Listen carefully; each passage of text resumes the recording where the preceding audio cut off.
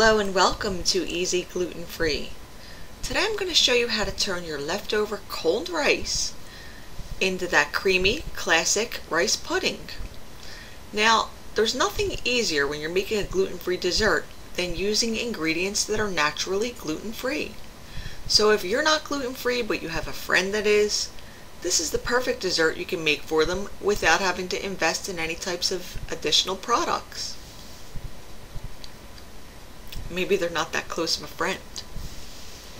I'm kidding, folks. This is good enough to serve to anybody. In fact, I'm even going to show you how to top it off to make it a festive holiday dessert too. Okay, to make this, I started off with 3 cups of cold rice, which I broke apart with a fork to get rid of any big clumps.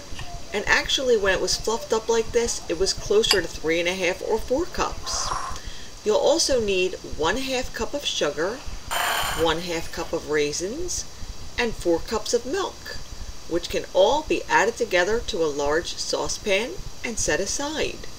I know this seems like a lot of milk, but trust me, it's all going to get absorbed as this cooks down to a beautiful creamy texture.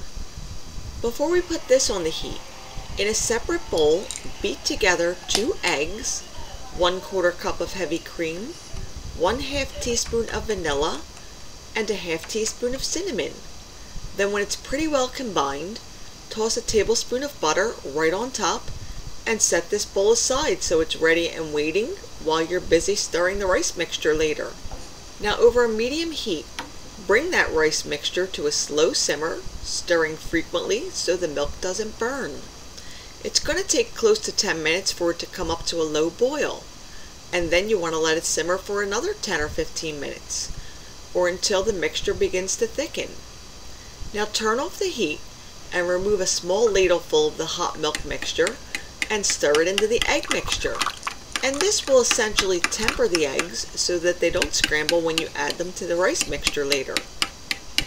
Now add the egg mixture into the rice mixture over a very low heat and stir for a minute or so until the butter looks completely melted and the pudding has a creamy, beautiful consistency, and then it's done.